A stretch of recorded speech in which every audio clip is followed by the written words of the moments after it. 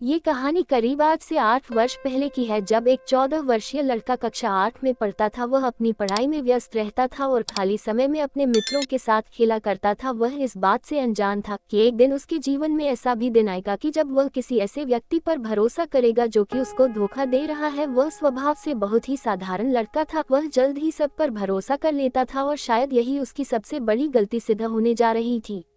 वह इस बात से अनजान रहता था कि उसको किस पर विश्वास करना चाहिए और किस पर नहीं करना चाहिए। वह समाज से ज्यादा परिचित नहीं था, इसीलिए लोगों पर तुरंत ही भरोसा कर लेता था और उन्हें अपना समझने लगता था। दूसरे छोर पर जो कहानी का दूसरा किरदार है, वह एक लड़की जो कि उसके दूर की रिश्तेदार की पुत्री है। वह भी इसी की वो हम उम्र है, पर वह इस बात से जरा भी वाकिफ नहीं था कि उसके दूर के रिश्तेदार में कोई ऐसा रहता है जिससे मिलने के बाद वह बिल्कुल बदल जाएगा। खैर, यह सब तो बात की बात है। कहानी में आगे क्या हुआ आइए आगे देखते हैं।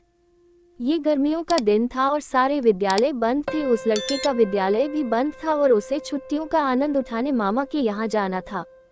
पर पिताजी और माताजी के मन के हिसाब से उसे उसी गांव जाना पड़ा जहां उसके दूर के रिश्तेदार रहते थे। वह अपने माता पिता के साथ बस के द्वारा उस गांव में पहुंच गया। वहां पहुंचने पर वह सबसे मिला और अचानक उसे वहां पर वह लड़की देखी। वह भी इससे एक अच्छा छोटी में पढ़ाई करती थी और उसके भी विद्यालय में अवकाश था क्योंकि यहाँ गर्मियों की छुट्टी थी। सभी आपस में बात कर रहे थे, पर वह लड़का बैठा था और बैठे बैठे कुछ सोच रहा था। वह एकटक उसकी तरफ देखता जा रहा था। अचानक लड़की ने उसकी तरफ देखा। वह घबरा गया और तुरंत ही अपनी निगाहें दूसरी तरफ कर ली। उसे लगा कि कहीं वह उसे कुछ गलत ना समझ ले। समय बीत गया, शाम का वक्त हो गया। सब खाना खाने के लिए बैठकर वह भी बैठा था। जब वह खाना खाने के लिए बैठा था तब वह लड़की सभी को खाना परोसने लगी। जब उसकी बारी आई तो उसने उसकी थाली में 2 रोटी रखते हुए पूछा, और चाहिए क्या? लड़का बोला, अरे नहीं नहीं, इतना ही में पेट भर जाएगा। सब खाना खा चुके और अब अपने अपने बिस्तर पर जाकर लेट गए। लड़का भी सो गया। जब सुबह हुई और लड़का जब जागा तो उसने देखा कि वह लड़की झाड़ू लगा रही है और उसके बाल उसके चेहरे पर आ रहे हैं।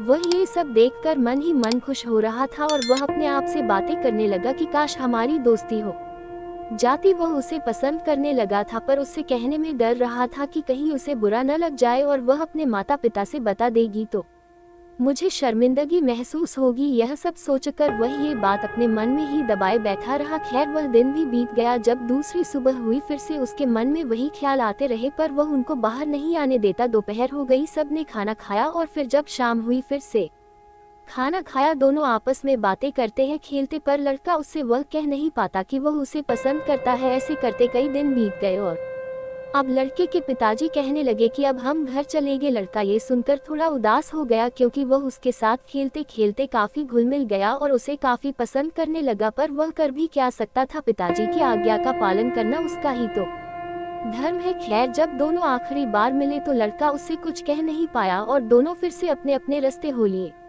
लड़का अपने माता पिता के साथ अपने घर तो पहुंच आया, पर उसका मन अभी भी वही था। वह चाहकर भी उस सब बातों को भुला नहीं पा रहा था। उस लड़की के साथ उसका खेलना, उससे बातें करना, उसके साथ बैठना, वह सब उसको बार बार याद आती थी। उसे लगता कि यह मुझे क्या हो रहा है, पर वह करता भी तो क्या। इस तरीके से कई दिन बीत गए और अब उसके विद्यालय खुलने का समय हो गया क्योंकि गर्मियों का छुट्टी का समय समाप्त हो चुके थे और वह विद्यालय जाने के लिए तैयार था। विद्यालय गया अभी, पर उसे बीच बीच में उसकी याद जरूर आ जाती और जब वह उसको याद करता तो एक हल्की सी मुस्कान उसके चेहरे पर आ जाती। शायद उसको उस लड़की से प्यार हो गया था, पर वह इस बात से अनजान था। ऐसे करते उसका यह वर्ष भी बीत गया और वह अपनी पढ़ाई में लीन था।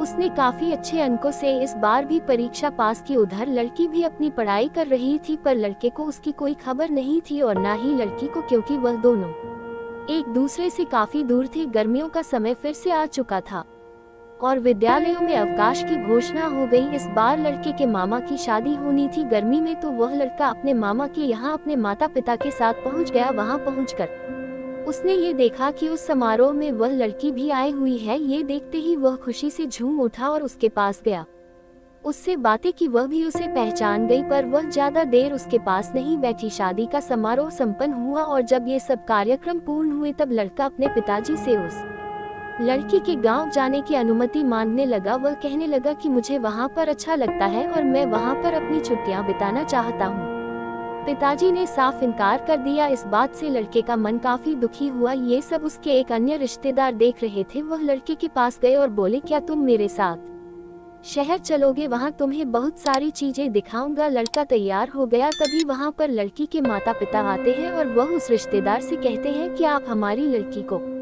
भी अपने साथ ले जाए, शहर में रहेगी, छुट्टियां बिता आएगी और कुछ पढ़ाई भी कर लेगी। उस रिश्तेदार ने कहा, अच्छी बात है। और जब उसने कहा कि क्या लड़की जाना चाहती है, तो लड़की ने कहा, जैसा पिताजी की इच्छा, मुझे जाने में कोई हर्ज नहीं। मैं तो शहर जाकर वहां से नई नई चीजें सीखना चाहती हूँ। ये सब सुनकर लड़के के अंदर एक उमंग सी बढ़ गई। वह खुश हो गया। अब वह दोनों उनके साथ शहर चले गए। शहर पहुँचते पहुँचते उनको शाम हो गई और जब वह रात का खाना खाकर सभी सो गए। अगली सुबह जब लड़के की आंख खुली तब उसने देखा कि लड़की के हाथ पर मेहंदी लगी है, पर उस लड़के का ध्यान मेहंदी पर नहीं बल्कि उसके मेहंदी के बीच में लिखे उस अक्षर की ओर ध्यान ज्यादा था, क्योंकि वह अक्षर लड़के के नाम के अक्षर का पहला अक्षर था। ये देखकर वह भौचक्का रह गया। उसने सोचा कि जो बात मैं उससे कहने से डरता हूँ, उसमें तो उसकी भी मर्जी दिख रही है, पर क्या ये सब हकीकत है? उसने इस पर ध्यान नहीं दिया और उसे लगा कि लड़की भी उससे प्यार करती है और इसी बात को पूछने के लिए वह उसके पास जाने की कोशिश करने लगा, पर वह ऐसा कर ना सका। रात हुई, सब ने खाना खाया और सब सोने के लिए छत पर चले गए। वह दोनों भी छत पर सो रहे थे। किस्मत से वह दोनों एक दूसरे के बगल में ही सो रहे थे, पर वह बात नहीं कर रहे थे। काफी रात हो चुकी थी, सभी लगभग सो चुके थे, पर वह लड़का अभी भी जाग रहा था। ना जाने वह कौन सी चीज है जो उसको परेशान करके रखी हुई थी। दरअसल वह उससे ये पूछना चाहता था कि क्या वह भी उससे प्यार करती है, पर वह तो सो रही थी, इस वजह से वह उससे कुछ बात नहीं कर सका। अगली सुबह जब वह उठा तो उसके मन में वही विचार आने लगा कि उसने अपने हाथों में उसके नाम का पहला अक्षर क्यों लिखा है, क्या वह भी उससे प्यार करती है? ये सब सोच समझकर वह अंदर से खुशी से भर जाता। खैर, दिन बीत गया और फिर से रात हो गई। फिर सभी सो रहे थे और वह दोनों भी सो रहे थे, पर वह लड़का सो नहीं रहा था, बल्कि उसकी आंखें आसमान की ओर निहार रही थी और वह उस लड़की से बात करना चाहता था, पर वह सो रही थी। इसलिए उसने अपनी उंगलियों से उसकी आंखों के ऊपर, चेहरे के ऊपर और उसके गालों के ऊपर अपनी उंगलियां फेरने लगा। अचानक लड़की की आंख खुल गई। उसने उसकी तरफ घूर कर देखा। उसे लगा ये सबको बता देगी, पर उसने ऐसा नहीं किया। अगले दिन जब वह रात में फिर से सो रही थी तो उसने ऐसा फिर से किया। इस बार भी लड़की ने कुछ नहीं कहा। तो अगले दिन शाम को जब वह दोनों छत पर अकेले बैठे थे और सड़क की तरफ निहार रहे थे, तब लड़के ने पूछा कि तुम्हारे हाथ में वह किसके नाम का पहला अक्षर है? लड़की सुनकर थोड़ा सा स्तब्ध रह गई, जैसा कि वह डर सा गई हो, पर लड़के ने उसका हाथ पकड़ते हुए कहा, क्या यह मेरा नाम है? लड़की फिर भी कुछ नहीं बोली, उसी तरीके बैठी रही। लड़के को लगा, क्या मेरा ही नाम है जो तुम बोल नहीं रही हो? पर अचानक से लड़की ने उससे अपना हाथ छुड़ाया और वह नीचे चली आई। लड़के ने सोचा कि कहीं उसने कुछ गलत तो नहीं पूछ लिया, जिसकी वजह से वह नाराज हो गई। उस रात जब वह फिर से सो रही थी तब उसने फिर से वही सब किया। जब वह उसके गाल पर अपना हाथ फेर रहा था तब उसने देखा कि लड़की की आंखों से आंसू निकल रहे हैं। वह समझ नहीं पाया और उन आंसुओं को पूछने लगा और उसके बाद वह सो गया। अगली सुबह जब वह उठा तब वह कुछ उदास था और एकांत में जाकर बैठा था। लड़की ने उसको एकांत में बैठे देखा तो उसने सोचा कि शायद वह उससे नाराज हो गया है, इसलिए वह उसके पास गई और उसने बिना कुछ सोचे समझे उससे ये कह दिया, हो ये तुम्हारा ही नाम है? ऐसा सुनते ही लड़के ने उसका हाथ पकड़ लिया और उसने कहा, क्या ये सच है? लड़की ने कहा, हाँ ये सच है। तब लड़के ने कहा, क्या तुम मुझसे प्यार करती हो? तो फिर लड़की ने कहा, हाँ मैं तुमसे प्यार करती हूँ। और उसने उससे पूछा, क्या तुम भी मुझसे प्यार करते हो? तब लड़के ने कहा, हाँ जब मैंने तुम्हें पहली बार देखा था मुझे तुमसे प्यार हो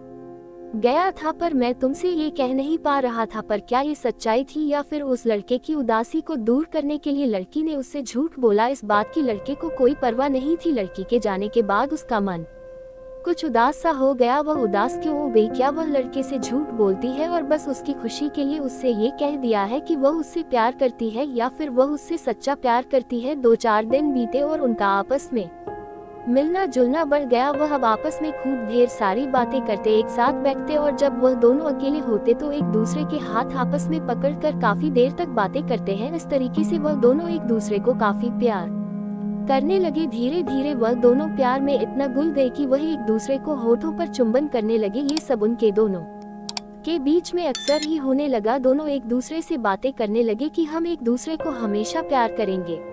एक दिन लड़के ने उससे पूछा, क्या तुम मुझसे शादी करोगी? तब लड़की ने कहा, अभी हमारी उम्र काफी छोटी है, और इधर उधर की बातों से वह इस बात को टाल देती। खैर, इस तरह से दिन बीते चले गए और लगभग उनकी आधी से ज्यादा गर्मी की छुट्टियां भी बीत चुकी थी। एक दिन वह उन रिश्तेदार के साथ एक मंदिर में गए, जहां वह दोनों भी गए थे। मंदिर से वापस आने के बाद लड़के ने उस लड़की से पूछा कि तुमने भगवान से क्या मांगा? तब लड़की ने कहा, मैंने भगवान से यह मांगा कि भगवान सदा तुम्हें खुश रखे, तुम्हें कभी कोई गम ना हो। लड़की ने पूछा कि तुमने भगवान से क्या मांगा? तब लड़के ने कहा कि हमारी शादी करवा दो भगवान। कुछ दिन ऐसे ही और बीत गए और अब तो छुट्टियां खत्म होने के दिन भी नजदीक आ गए थे। तब एक दिन लड़के के पिताजी लड़के को वापस बुलाने वहां आ जाते। जब वह वापस जाने लगते तब लड़का उस लड़की से आखिरी बार मिलता। लड़की उसे एक कमरे में ले जाती और उससे कहती है, अब तुम मुझसे कब मिलोगे? लड़के ने कहा, मैं हमेशा तुम्हारे दिल में रहूंगा। ये सुनकर लड़की उसके होठों पर एक चुंबन दे दी थी और लड़की की आंखों से कुछ आंसू निकलने लगते। लड़का उसे अपनी बाहों में भर लेता, इसके बाद उससे अलविदा कहता और पिताजी के साथ अपने घर को वापस आ जाता।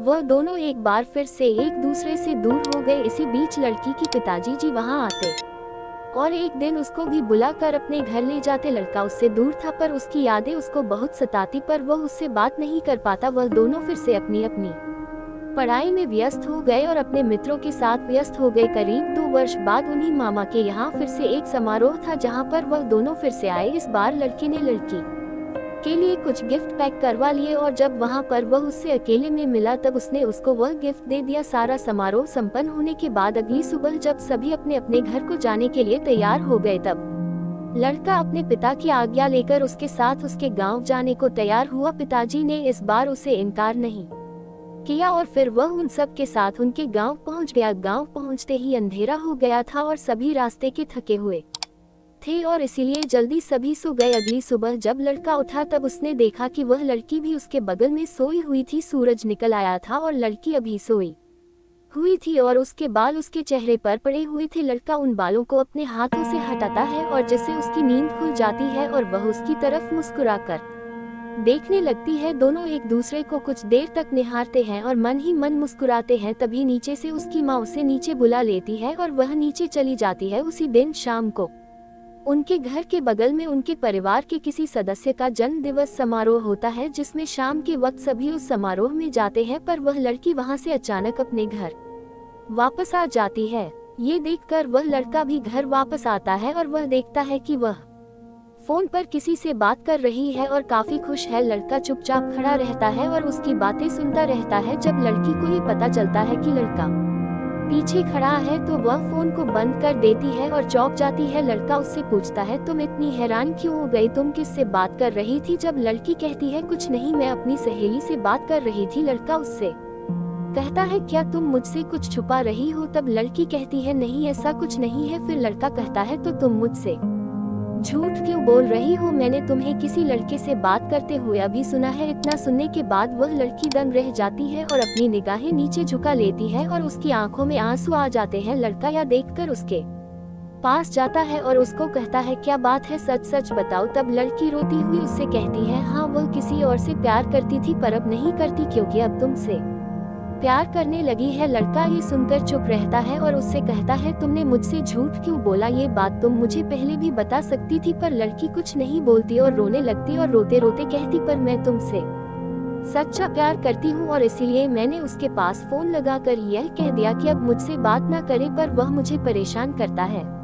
लड़का उससे कहता है, ठीक है मैं उससे बात कर लूंगा, पर लड़की मना कर देती है, कहती है तुम रहने दो। और इसके बाद लड़का अपने हाथों से उसके आंसू पोंछता है। फिर दोनों वापस उसी समारोह में जाते हैं। समारोह संपन्न होता है और सभी वापस घर को आते हैं और फिर सोते हैं। अगली सुबह फिर होती है और वह दोनों फिर से जगते हैं, कुछ बातें करते हैं और अपने अपने काम में व्यस्त हो जाते हैं। अगली शाम जब वह दोनों आपस में मिलते हैं तो वह लड़की उसे एक कमरे में ले जाती है और उसके हाथों को पकड़कर कहती है, तुम मुझ पर भरोसा तो करते हो ना? तो लड़का कहता है, हाँ मैं तुम पर भरोसा करता हूँ, तभी तो तुमसे प्यार करता हूँ। और क्या तुम मुझ पर भरोसा करती हो? तब लड़की उससे कहती है, हाँ मैं तुम पर भरोसा करती हूँ और तुमसे अपनी जान से भी ज्यादा प्यार करती हूँ। लड़का उससे कहता है, क्या तुम मुझसे शादी करोगी? तब लड़की उससे कहती है, हाँ क्यों नहीं, पर उसके लिए तो अभी हम छोटे हैं, इस बारे में हम आगे बात करेंगे। लड़का मुस्कुरा देता और दोनों आपस में प्यार करने लगते और एक दूसरे को चुंबन करने लगते। ऐसा करते करते कई दिन बीत गए और फिर से उनकी छुट्टियों का अंत हो गया।